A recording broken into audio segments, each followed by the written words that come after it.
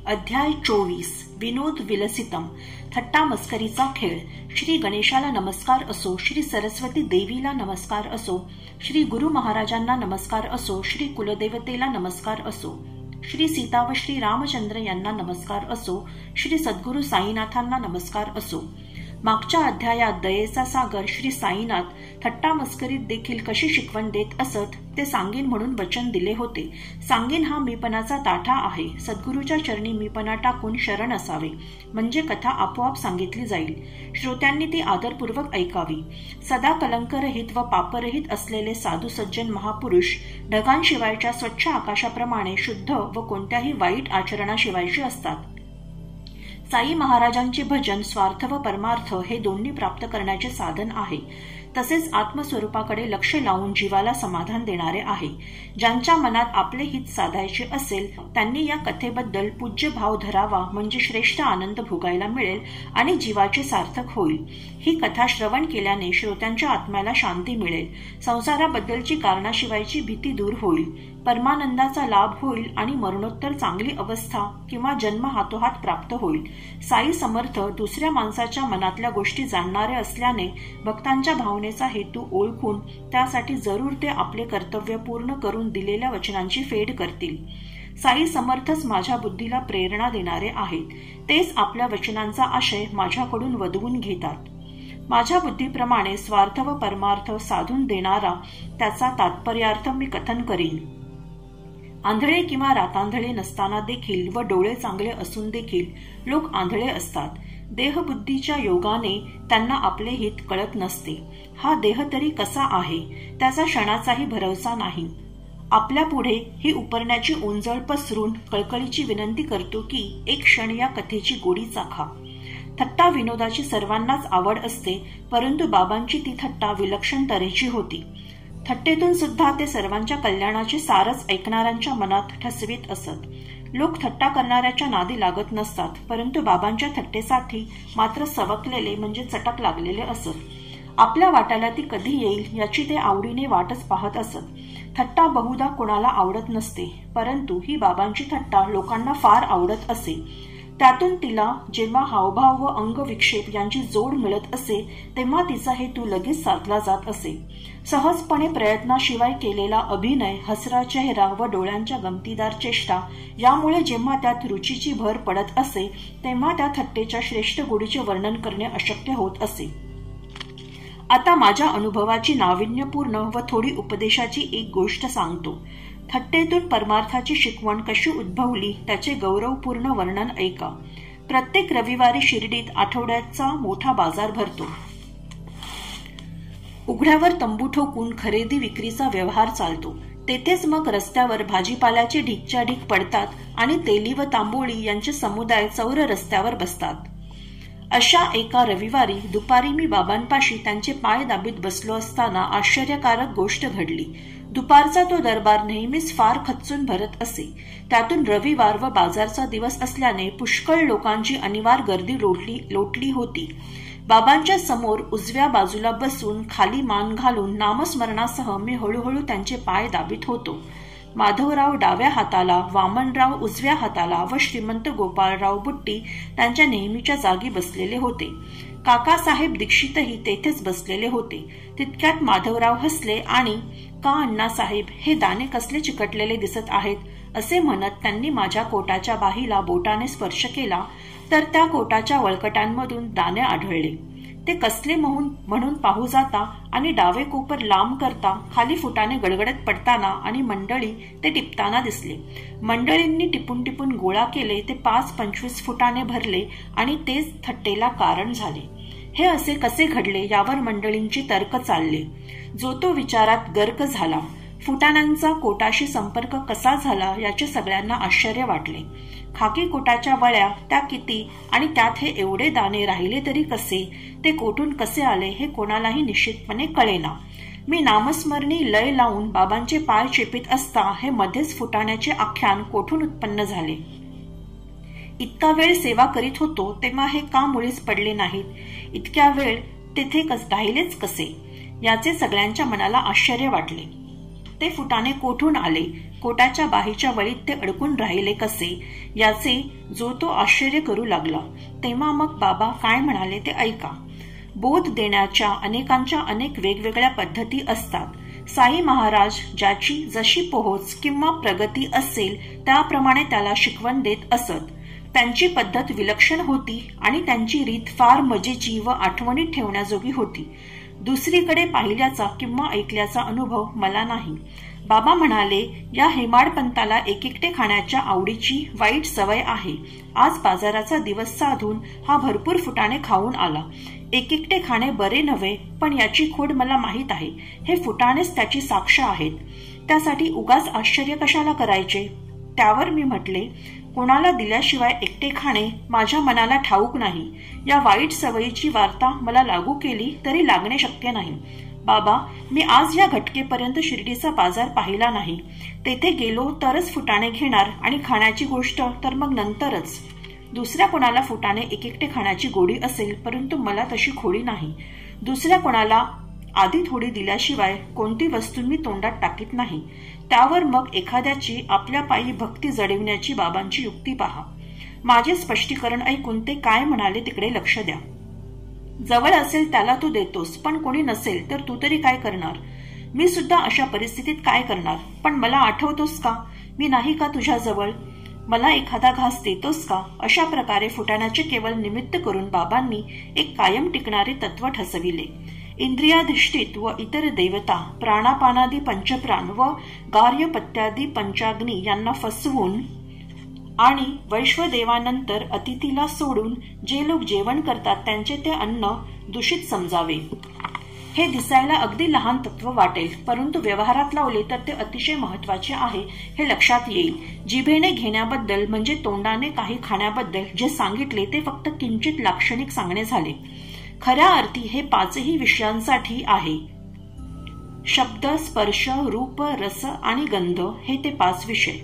ज्या माणसाला विषयांचा उपभोग घेण्याची हाव असते त्याला परमार्थाचा लाभ होत नसतो. विषयांवर जो ताबा मिळवतो त्याचा परमार्थ दास होतो. योगाभ्यास करता करता जेव्हा मनासहित 5ही इंद्रिये अगदी स्थिर होतात आणि बुद्धी देखील कोणतीही चेष्टा करण्याचे थांबविते, त्या स्थितीला योगाची सर्वोत्तम स्थिती म्हणतात. असे जे कठोपनिषदाच्या अध्याय 2 वल्ली 3 मधील या मंत्रात म्हटले आहे ते बाबा या थट्टेच्या निमित्ताने आणखी ठसवीत होते. शब्द, स्पर्श, रूप व गंध या बाकी 4 विषयांचा याच गोष्टीशी संबंध आहे हे दाखवून प्रस्तुत कथेशी जुळणारे किती बोधप्रद बाबांचे हे व्याख्यान. बाबा म्हणत, मन, बुद्धी वगैरे इंद्रियगण विषयांचा उपभोग घेण्यास लाचावले की भक्ताने आधी माझे स्मरण करावे, म्हणजे ते विषय हळूहळू मलाच अर्पण होतील. इंद्रिये विषयांशिवाय राहतील असे कधीच घडणार नाही, परंतु त्यांना जर गुरुचरणी अर्पण केले तर त्यांच्याबद्दलची आसक्ती सहज कमी होईल. कोणती इच्छा उत्पन्न झाली तरी ती माझ्याविषयीच करावी. राग आला तरी माझ्यावरच रागवावे. अभिमान, दुराग्रह इत्यादी सुद्धा भक्तांनी माझ्याच पायी समर्पण करावेत. काम, क्रोध, अभिमान वगैरे वृत्ती जरी कडकडून उफाळून आल्या तरी त्या एका माझ्याकडे नेम धरून सरळ सोडून द्याव्यात. या रीतीने क्रमाक्रमाने असल्या वृत्तींचा श्रीहरी नायनाट करील आणि या काम, क्रोध, अभिमानरूपी विषारी त्रिकुटांच्या लहरी तो गोविंद दूर करील. किंबहुना या सर्व शुद्ध मनोवृत्ती माझ्या स्वरूपातच लय पावतील किंवा त्या माझे स्वरूपच बनतील आणि माझ्या ठिकाणी शांत होतील. असा सराव होत गेला म्हणजे वृत्ती आपणच शक्तिहीन होतील आणि कालांतराने त्यांचे निर्मूलन होऊन मन वृत्तीशून्य होईल. गुरु सर्वकाळी जवळ आहे अशी ज्याची भावना पक्की झाली असेल त्याला विषय अशा प्रकारे कधीही त्रास देत नसतात. जेथे असली चांगली भावना रुजली असेल तेथे संसाराच्या बंधनाची उकल झाली असे समजावे. प्रत्येक विषयामध्ये गुरु प्रगटला किंवा विषयांच्या रूपाने गुरु स्वतःच नटला म्हणजे थोडा सुद्धा विषयांचा उपभोग घेऊ लागता बाबा अगदी जवळ आहेत या भावनेमुळे ते विषय भोगण्यास योग्य आहेत की अयोग्य आहेत याचा विचार मनात उठेल. असह्य विषय सहज सुटतील. व्यसनी भक्तांचे व्यसन मोडेल आणि दृढ अभ्यासाने मन मूळ ठिकाणी वळविले म्हणजे असह्य विषय भोगले त्याला नकोसे होईल. म्हणजे असह्य विषय भोगणे त्याला नकोसे होईल. मग तो विषयांना दाबात ठेवण्यासाठी तत्पर होईल. वेद हे त्या सर्व नियमांचे मूळ स्थान आहेत. त्यातील नियमांप्रमाणे तो मग विषयांचे सेवन करील आणि मन मानेल तसे आचरण करणार नाही. अशी मनाला सवय लागली म्हणजे विषयांबद्दल विचारशीण होत जातील आणि गुरुभजनाची आवड उत्पन्न होऊन शुद्ध ज्ञानाला अंकुर फुटेल. मग शुद्ध ज्ञान वाढीला लागले की देहबुद्धीचे बंधन तुटेल आणि मग तीच बुद्धी अहम ब्रह्मी बुडी देईल आणि अनेक प्रकारचे सुख प्राप्त करील. हा देह जरी क्षणभंगूर असला तरी त्यामुळेच परमपुरुषार्थ साध्य होतो आणि प्रत्यक्ष मोक्षापेक्षाही श्रेष्ठ अशा भक्तियोगाचा लाभ होतो. खऱ्या भक्तांनी भक्तीच्या सुखापुढे मोक्ष सदा तुच्छच मानला आहे. तुकाराम महाराज म्हणतात, मोक्ष तुमचा देवा दुर्लभ तो तुम्ही ठेवा, माझे भक्तीची आवडी नाही अंतरी ते गोडी. दुसऱ्या एका अभंगात तर ते भक्तीसाठी देवाला गर्भवासी सुखे घालावे आम्हासी अशी विनंती करतात. एकनाथ महाराजही म्हणतात, वारंवार जन्म घेऊ परी पाहू पंढरपूर. चारही पुरुषार्थांच्या वर या पाचव्या पुरुषार्थाची पायरी आहे. भक्तियोगाची सर कोणालाच येणार नाही. भक्तीची तऱ्हा अलौकिक आहे. गुरुसेवेमुळे जो कृतार्थ होईल त्यालाच याचे वर्म नीट कळेल. तोच परमार्थाची प्राप्ती करू शकेल. गुरु व देव यात ज्याचे मन भेद पाहिल त्याने संपूर्ण भागवतात भगवंत पाहिलाच नाही आणि संपूर्ण रामायण वाचून रामाची सीता कोण हे त्याला कळलेच नाही असे समजावे. म्हणून वेगळेपणा पाहण्याचे सोडून गुरु व देव हे एकच जाणावेत. दोषरहित गुरुसेवा घडली म्हणजे विषयांबद्दलची लालसा मुळासकट नाश पावेल. चित्त शुद्ध व पापरहित होईल आणि आपले पवित्र व तेजस्वी रूप प्रगट होईल. मनात प्रबळ इच्छा झाली तर फुटाणे काढणे हा तर बाबांचा हातचा मळ असेल. एवढेच काय, पण काळ वेळ न लागता त्याहून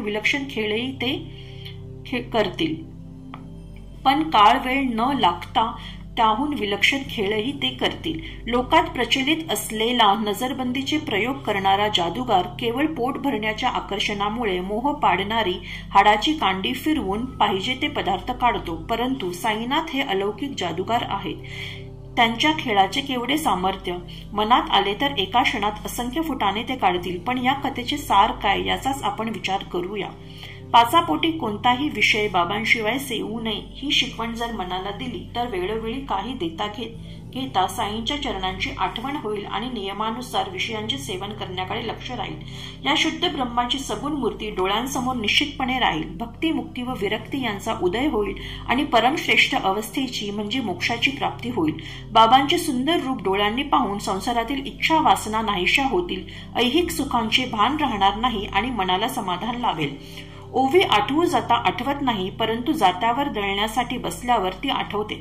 तशीच हरभऱ्याच्या दाण्याची म्हणजे फुटाण्याची गंमत सांगत असताना सुदाम्याची कथा आठवली. एकदा बलराम, श्रीकृष्ण व सुदामा विद्यार्जनासाठी सांदीपनी गुरूंच्या आश्रमात राहिले असताना कृष्ण व बलराम यांना अरण्यातून लाकडे आणण्याच्या कामासाठी पाठविण्यात आले. गुरुपत्नीच्या आज्ञेने कृष्ण व बलराम अरण्याकडे निघाले. तो त्यांच्या मागे लगेच सुदाम्याला पाठविला. त्याच्यापाशी गुरुपत्नीने चणे दिले आणि अरण्यात फिरताना भूक लागली तर हे चणे तुम्ही तिघेही खा असे सांगितले. पुढे रानात कृष्ण भेटला आणि सुदाम्याला दादा तहान लागली आहे असे म्हणाला. परंतु सुदाम्याने फुटाण्याची गोष्ट केली नाही. उलट कृष्णाला तो काय म्हणाला ते ऐका. अनेशे पोटी पाणी पिऊ नये, थोडा विसावा घे मग पाणी पी. परंतु सुदामा हे चणे खा असे म्हणाला नाही. नंतर कृष्ण सुदामाच्या मांडीवर विसाव्यासाठी आडवा झाला. मग कृष्णाचा डोळा लागलेला पाहून सुदामा चणे खाऊ लागला. तेव्हा कृष्ण जागा होऊन म्हणाला, दादा काय हो खाता, हा आवाज कसला येतोय? पण सुदामाने उत्तर दिले, इथे खायला काय आहे रे? थंडीने दात थुडथुड वाजत आहे. तोंडाने धड विष्णू सहस्रनामही स्पष्ट म्हणता येत नाही. सुदाम्याचे असे उत्तर ऐकून सर्वसाक्षी परात्पर कृष्ण म्हणाला, हो खरोखर मलाही तसे स्वप्न पडले. एकाची वस्तू दुसरा खात असताना त्याला एकाने विचारले, काय रे खातोस? त्याने उत्तर दिले, काय खाऊ माती? त्यावर वाग्देवता तथास्तु म्हणाली, अरे हे स्वप्नच बरे का दादा? मला टाकून तुम्ही कधी काही खाल का? काय खाता हा प्रश्न सुद्धा मी स्वप्नाच्या नादात विचारला. पूर्वाश्रमी सुदामजीला कृष्णाची ही लीला ठाऊक असती तर त्याच्या हातून ही चूक घडली नसती आणि त्याचा परिणाम भोगावा लागला नसता. तो परिणाम तरी काय साधारण होता. 18 विश्वे अत्यंत दारिद्र्य त्याला भोगावे लागले. म्हणून जे लोक एकेकटे खातात त्यांनी हे लक्षात ठेवावे, साक्षात कृष्ण परमात्मा ज्याचा सखा असा हा सुदाम्यासारखा भक्त नीतीस यत्किंचित पारखा झाल्यामुळे त्याला संसारात जोराचा फटका बसला, पण त्याच सुदाम्याने पुढे आपल्या पत्नीने स्वतःच्या कष्टाने मिळवलेले मुठभर पोहे कृष्णाला प्रेमाने अर्पण केल्यावर कृष्णाने प्रसन्न चित्त होऊन त्याला ऐश्वर्याने तृप्त केले. असो, आता आणखी एक बोध देणारी गोष्ट सांगतो. आधी ती थट्टेच्या आनंदाचे सुख देईल आणि मग शेवटी मुख्यत्वे करून उपदेशपर ठरेल. कोणाला परमार्थाचा उपदेश आवडतो, कोणाला तर्काचा युक्तिवाद आवडतो, तर कोणाला थट्टा विनोद आवडतो. एकूण सगळ्यांना आनंदी आनंद हवा असतो. या गोष्टीत सुद्धा एक थट्टाच होती. एक बाई व एक बुवा हट्टाला पेटले आणि साईंच्या दरबारात तंटा माजला, परंतु काही बट्टा न लागता तो सुटला. ही कथा सुद्धा मोठी रसाळ आहे आणि श्रोत्यांना पुष्कळ आनंद देणारी आहे. भक्त एकमेकांशी भांडत असताना हास्यरस उत्पन्न होईल. भक्त दामोदर घनश्याम, ज्यांचे आडनाव बाबरे होते, परंतु अण्णा चिंचणीकर हेच ज्यांचे प्रचारातले नाव होते, त्यांचे बाबांवर अमर्याद प्रेम होते. त्यांचा स्वभाव मोठा झणझणीत तिखट होता. ते कोणाची भीडभाड धरीत नसत. योग्य असो का अयोग्य असो, अगदी स्पष्ट उघड ते बोलत असत. मग त्याचा परिणाम हितकारक होईल की अनहितकारक होईल हे ते पाहत नसत. अण्णांचा स्वभाव जितका कडक तितका सज्जन व सत्वगुणांनी युक्त होता. त्यांच्या डोक्यावर जणू काय भरलेली बंदूकच होती. तिच्या कानात ठासण्याची दारू चिकटवली की लगेच आगीचा डोम उसळत असे. कोणतेही काम ते तडकाफडकी करीत असत. त्यात उधारीची वार्ताच नसे. कोणाची पर्वा न करता त्यांचा रोखठोक व्यवहार असे. एखाद्या वेळी विस्तव हातात धरता येईल, पण अण्णा त्यापेक्षाही अति कडक होते. असे असूनही त्यांचा स्वभाव अगदी निष्कपटी होता आणि म्हणूनच साईबाबांचे त्यांच्यावर प्रेम होते. असो, असेच एकदा दुपारी मशिदीत भरलेल्या दरबारात कठड्यावर डावा हात ठेवून बाबांची स्वारी बसली होती. बाबा तसे तटस्थपणे बसत असत, पण मग नकळत भक्तांमध्ये भांडणे लावून देत असत आणि रागावणे रुसणे संपले की शेवटी दोन्ही बाजूंना समजावून शांत करीत असत. कोणी बाबांची कूस दाबून, कोणी पाय हळूहळू चेपून, तर कोणी पाठपोट दाबून बाबांची नाना प्रकारे सेवा करीत असत. बाबा बाल ब्रह्मचारी, ऊर्ध्वरेते व शुद्धाचारी होते. पुरुष व स्त्री या सर्वांना सेवा चाकरी करू देत असत.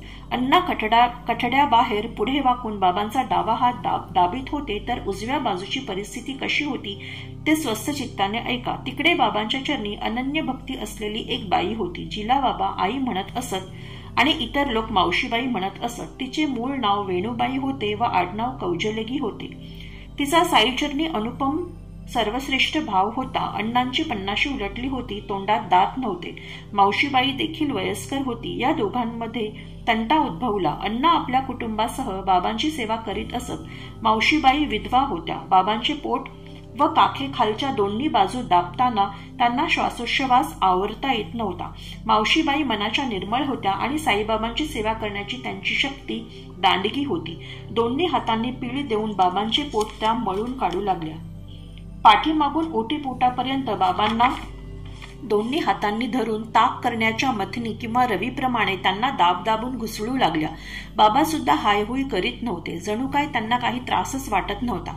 दाबण्याची विलक्षण तऱ्हा होती. पोट व पाठ सपाटच होत असे. या सर्वांचे मूळ जरी मावशीबाईचे बाबांवरचे प्रेमच होते, तरी पाहणाऱ्याच्या मनात दयाच उपजत असे. परंतु आपल्यावरचे हे निष्कपट प्रेम पाहून बाबा ही अनुत्तम सेवा भक्तांना आपली सदा आठवण राहून त्यांचे कल्याण व्हावे म्हणून स्वीकारित असत. आपली एवढी काय मोठी तपश्चर्या की ज्यामुळे हा संतांचा सहवास आपल्याला लाभावा. परंतु साईच दिनांवर निसंशय प्रेम करणारे आहेत. ते भक्तांची उपेक्षा करीत नसतात. काय त्या हेलकाव्याची कुसरी. बाबा खालीवर हलत आणि मावशीबाई पण तशीच हलत होती. सेवेची खरेच ही आश्चर्यकारक तऱ्हा होती. अण्णा पुढे वाकलेले होते, पण हलत नव्हते. बाई आपल्या सेवेत अगदी गडून गेलेली होती, त्यामुळे तिचे तोंड खालीवर होत होते. अशा वेळी मग काय प्रकार घडला तो पहा. साई सेवेच्या आनंदात पोट मळताना, खालीवर होत असताना बाईचे तोंड अण्णांच्या तोंडासमोर आले. ती संधी पाहून आधीच मोठी थट्टेखोर असलेली मावशीबाई म्हणाली, काय हो अण्णा इश्कबाज, आधी माझा मुका मागता? माझा मुका घ्यायला पांढऱ्या केसांची लाज नाही वाटत का? मावशीबाई असे बोलल्यावर अण्णांनी अस्तन्या वर सरकवल्या आणि म्हणाले, मी इतका थेरडा झालो तो अगदीच का मूर्ख वेडा असेन? तूच तोंडाला तोंड लावून माझ्याशी भांडायला तयार झालीस. बाबांना दोघांविषयी मनापासून काळजी होती. त्यांच्यात भांडण लागलेले पाहून दोघांनाही शांत करण्यासाठी त्यांनी एक नामी युक्ती केली. ते प्रेमाने म्हणाले, अरे अण्णा, उगाच का हा दणाना मांडलास? आपल्या आईचा मुका घेण्यात गैर काय आहे बरे? हे ऐकून ती दोघेही मनात लाजली. थट्टेचे शब्द आपल्या ठिकाणीच राहिले आणि प्रेमपूर्वक हास्याची उकळ फुटली. थट्टा सगळ्यांनाच फार आवडली. पाहू जाता ही गोष्ट लहान आहे, परंतु मर्म जाणणारे श्रोते तिची गोडी चाकतील. म्हणजे त्यांना कोणाला आपल्या जागी गप्प कसे बसवावे याचे अनेक प्रकार हातोहात दिसून लागतील. माय लेकरात जशी प्रीती असते तशी प्रेमाची भावना या दोघात असती तर हे भांडण उद्भवलेच नसते आणि क्रोधाची भावना उठलीच नसती. चापकाने मारल्यावर जोराने हसू येते आणि फुलांच्या वर्षावाने सपाटाने रडू येते. मनावर उठणाऱ्या शोक, आनंद वगैरेंच्या लहरी मनाच्या कल्पनेवर किंवा समजुतीवर अवलंबून असतात. याचा अनुभव कोणाला आलेला नाही. खरेच बाबांच्या युक्तीची कमाल आहे. वेळेवर योग्य ते बोल बोलतात की ज्यामुळे ऐकणाऱ्यांची मने शांत होतात आणि ते त्यापासून बोध घेतात. असेच एकदा मावशीबाई बाबांचे पोट रगडीत असताना त्यांची ती अतिरेकता पाहून एका परमभक्ताच्या मनात कळकळ, दया व चिंता उद्भवली आणि तो म्हणाला, बाई, दया करा. ही काय अंग दाबण्याची तरा? हृदयात थोडी तरी कीव धरा. बाबांच्या स्नायूंच्या नसा तुटतील ना?